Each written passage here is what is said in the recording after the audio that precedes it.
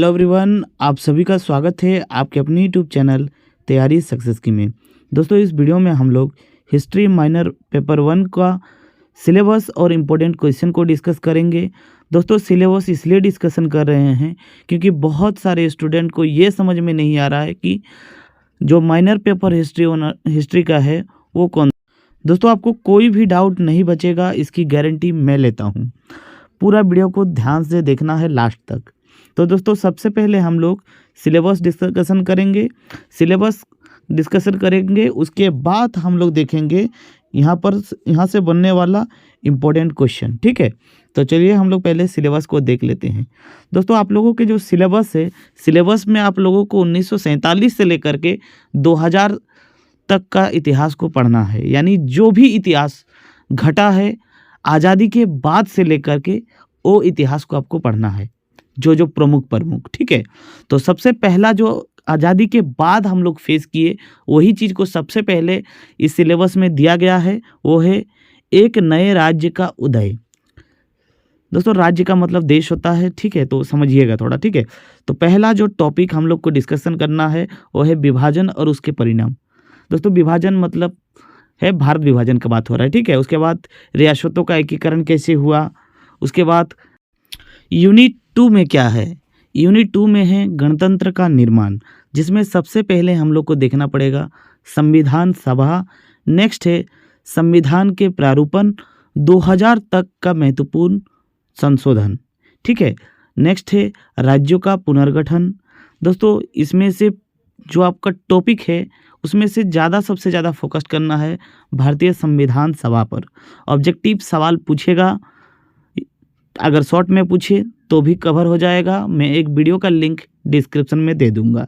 दोस्तों, डिस्क्रिप्शन में आप लोगों का सिलेबस का बहुत सारा वीडियो मेरे पास जो है मैं एकदम सिस्टमेटिक अरेंज कर दूंगा। आप लोग वहां से जा कर के वीडियो को देख लीजिएगा। डिस्क्रिप्शन मतलब वीडियो के जस्ट नीचे। ठीक है, डिस्क्रिप्शन बॉक्स में। चलिए यूनिट 3 को देखते हैं। दोस्तों, यूनिट 3 में हम लोग देखेंगे एक नई व्यवस्था और लोकतंत्र की कल्पना।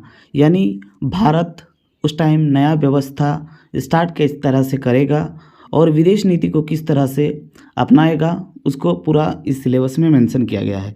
भारत की विदेश नीति, गुटनिरपेक्ष आंदोलन, पंचशील, सार्क और राष्ट्रमंडल।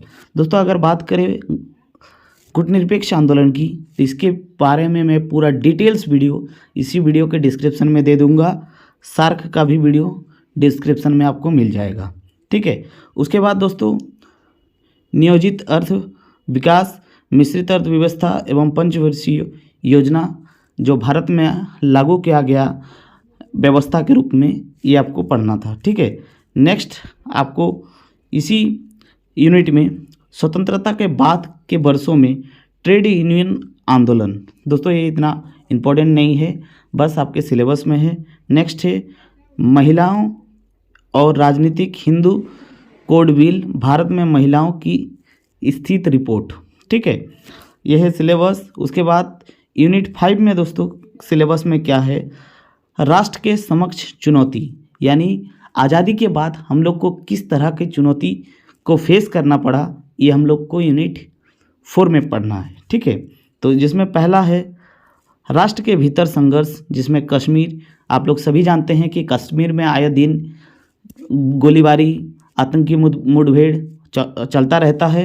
वहीं पंजाब में भी हुआ था, असम में भी अलगाववादी आंदोलन हुआ था। ठीक है, नेक्स्ट जो सबसे बड़ा भारत में चुनौती का सामना करना पड़ता है नक्सलवाड़ी एवं नक्सली आंदोलन।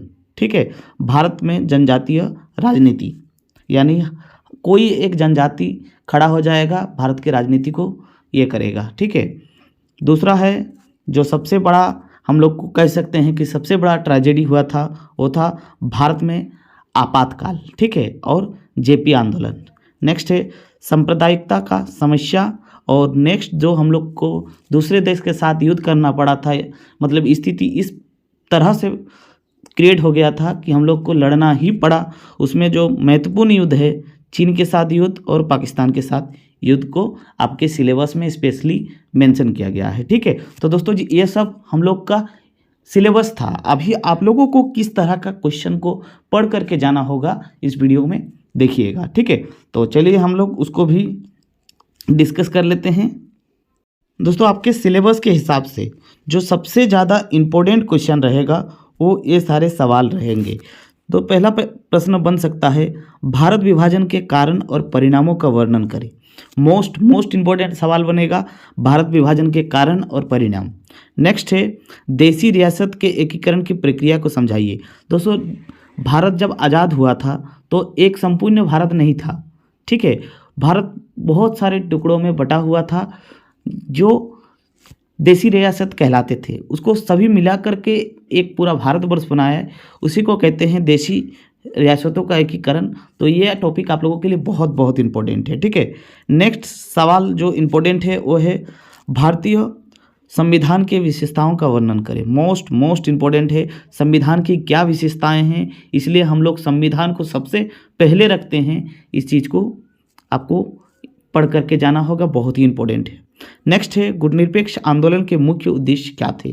मोस्ट इम्पोर्टेंट है, गुटनिरपेक्ष आंदोलन क्या है, अगर मैं बताऊंगा तो बहुत ही इंटरेस्टिंग है, लेकिन दोस्तों ये वीडियो बहुत लंबा हो जाएगा, इसलिए मैं इसका वीडियो लिंक डिस्क्रिप्शन में दे दूंगा, आप लोग वहां से देख लीजिएगा।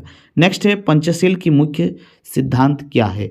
दोस्तों याद रखिएगा, पंचशील का जो समझौता है भारत और चीन के बीच में हुआ था, एक तरह से कह सकते हैं कि उनके और हम लोग के बीच में एक विदेश नीति है, ठीक है।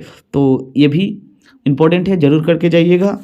नेक्स्ट सवाल आपसे पूछा जा सकता है, प्रथम पंचवर्षीय योजना की 2 विशेषताएं बताइए। यानी जो प्रथम पंचवर्षीय योजना था उसकी क्या विशेषता थी, क्यों स्टार्टिंग किया गया था, उसमें क्या परिणाम देखने को मिला। तो ये बहुत ही ज़्यादा इंपॉर्टेंट है, ये सवाल भी आप लोग पढ़ लीजिएगा।